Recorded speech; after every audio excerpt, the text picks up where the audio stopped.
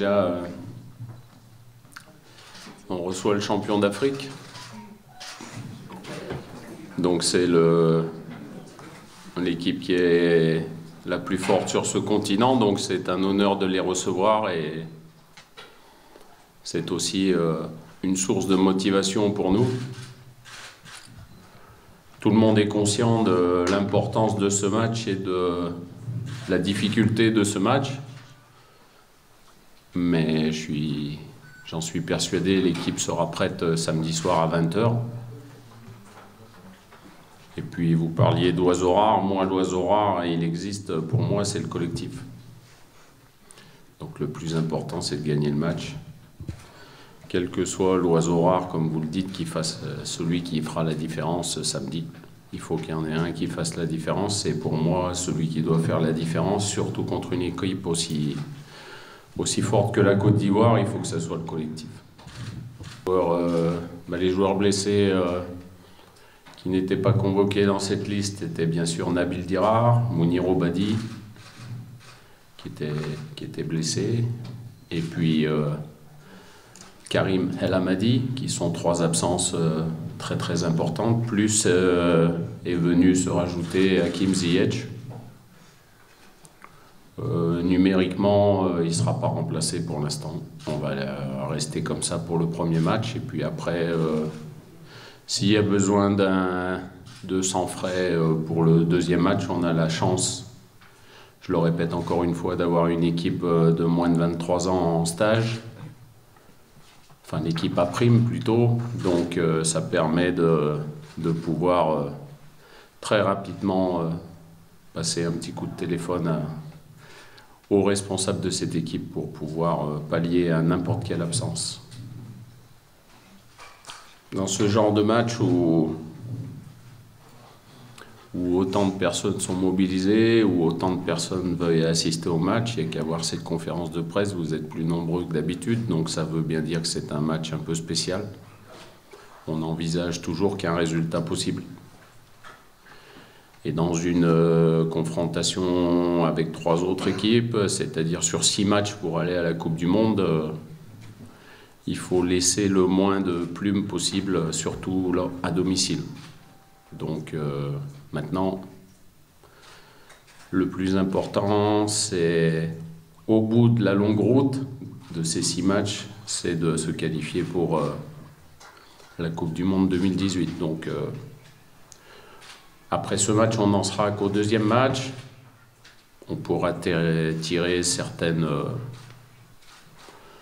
conclusion, mais pas définitive, puisqu'il restera encore 4 matchs. Donc la route sera encore longue. Et quoi qu'il se passe, que ce soit très positif samedi soir ou que ce soit un petit peu moins positif, il faut rester avec la même ligne de conduite, poser le plus de problèmes à tous les adversaires qui sont dans ce groupe, et puis, bien sûr, comme tout le monde veut le faire, terminer premier. Les détails de ce match, ça va être un match tactique. C'est une équipe qui a un milieu de terrain très efficace, qui est très forte dans la récupération du ballon, dans les duels, et puis qui se projette vite vers l'avant. Donc il va falloir être conquérant, il va falloir aussi être intelligent, ne pas faire n'importe quoi, même si le public, je le sais, va vouloir que le match soit enflammé, que ce soit avec haute intensité. Il y aura certainement des passages dans ce match qui seront un peu plus bloqués, dû à un jeu peut-être un petit peu plus fermé. Donc il va falloir être très concentré, faire très attention sur les coups de pied arrêtés, même les touches, parce que cette équipe de Côte d'Ivoire est capable, notamment avec Serge Aurier, de faire la différence sur les côtés. Donc mais c'est tellement passionnant de préparer ce genre de match qu'on a hâte d'être déjà samedi soir à 20h. La confrontation face au Gabon était complètement différente. Déjà, on jouait à l'extérieur, dans un contexte, on n'en a peut-être pas assez parlé, politique, qui était un petit peu tendu. Donc forcément, l'équipe adverse avait besoin de cette victoire. On a su la contrer défensivement, on a su être très très solide sur un terrain très mauvais, où il était difficile de pouvoir construire du jeu, mais on aurait aussi dû être plus efficace, notamment en étant plus intelligent lors de nos phases offensives. Quand vous évoluez sur un terrain qui est un peu moins bon, il faut trouver la parade pour déstabiliser l'adversaire, c'est-à-dire jouer un petit peu plus direct, chose qu'on n'a pas très très bien fait. Donc il va falloir être meilleur dans le secteur offensif, bien sûr. Mais on a la chance d'avoir un superbe terrain ici, c'est pour ça qu'on est toujours content de venir ici. Donc c'est à nous d'entreprendre des choses tout en faisant très attention de ne pas se faire contrer par cette équipe qui est redoutable en contre-attaque. Oui, je pense que Sofiane Boufal est prêt. Il a disputé un match avec Southampton de 90 minutes, il a marqué. Après, c'est vrai que le reste du temps, il a fait des apparitions dans les 20 à 25 dernières minutes. Mais c'est un garçon, vous le savez, qui est capable de faire beaucoup de différences. Donc après, le choix sera de savoir si on s'en servira de suite ou un petit peu plus tard dans le match.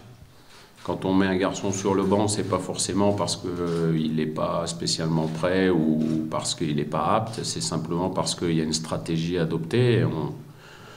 Parfois, les changements font la différence, notamment dans la dernière demi-heure. Donc voilà, après, quand vous parlez, il a fait quelques exercices avant la séance d'hier tout seul, mais c'est simplement pour, en termes de prévention, pour un renforcement de son genou. Voilà, donc c'est un travail supplémentaire, c'est pas un travail à part, c'est un travail supplémentaire fait avant tous les autres, et ça lui permet déjà de consolider son genou et puis d'être en confiance, parce que quand on a une blessure de la sorte, on revient toujours avec peut-être certaines petites craintes, mais apparemment tout va bien pour lui et on est ravis de le revoir parmi nous puisqu'on l'a seulement vu durant le stage contre le Cap-Vert. C'est une décision sportive. Voilà, depuis que j'ai pris l'équipe en main, j'ai toujours répété que quel que soit le passé qu'on puisse avoir en équipe nationale, quel que soit ce qu'on a eu fait avant, l'important c'était le présent.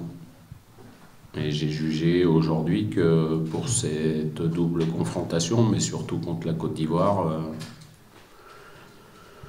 c'était mieux de ne pas l'appeler. Je peux vous donner une petite explication. C'est facile d'appeler un joueur comme ça et de le laisser sur le banc. Mais je ne suis pas sûr que les joueurs de ce calibre, quand ils s'assoient sur le banc, ils puissent donner le maximum parce qu'ils sont très déçus. Donc, parfois, c'est mieux de chacun d'analyser de son côté, lui aussi, pourquoi il n'est pas venu. Je lui ai dit pourquoi. Et puis, son championnat continue. Notre route continue aussi. Et peut-être qu'il reviendra. C'est à lui de faire en sorte d'être meilleur que ce qu'il a été en première mi-temps contre le Gabon surtout.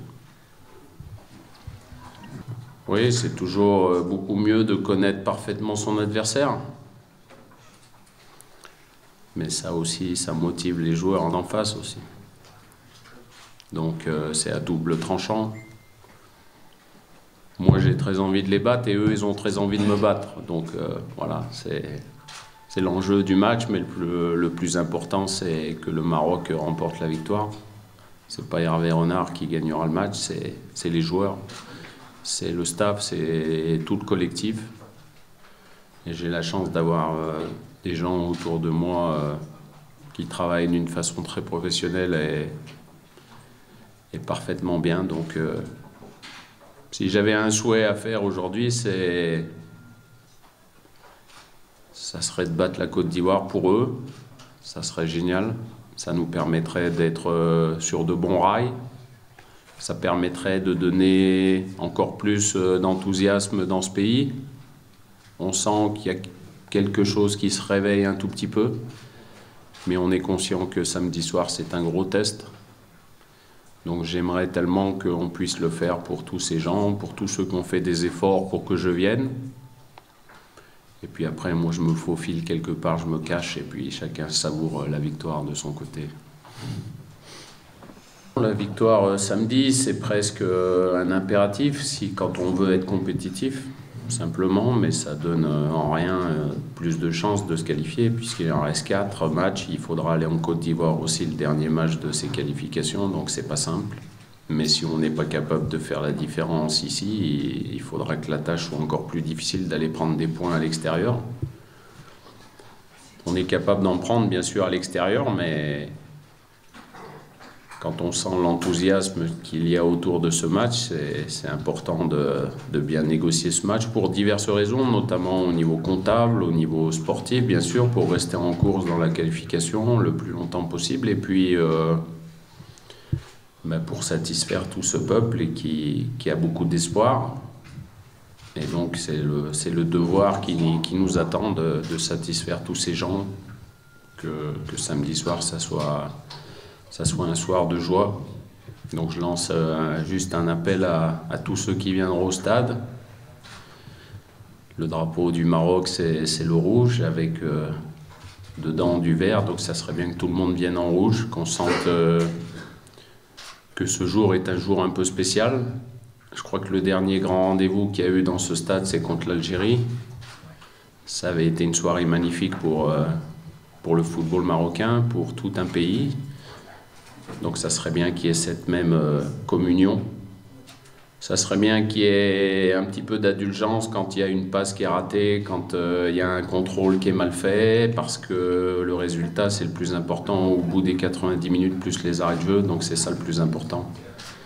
Donc que tout le monde soit derrière nous, même s'il y a un petit moment difficile dans le match, qu'on ait une grande solidarité dans le stade pour que ça soit un 12e homme qui puisse nous pousser vers la victoire.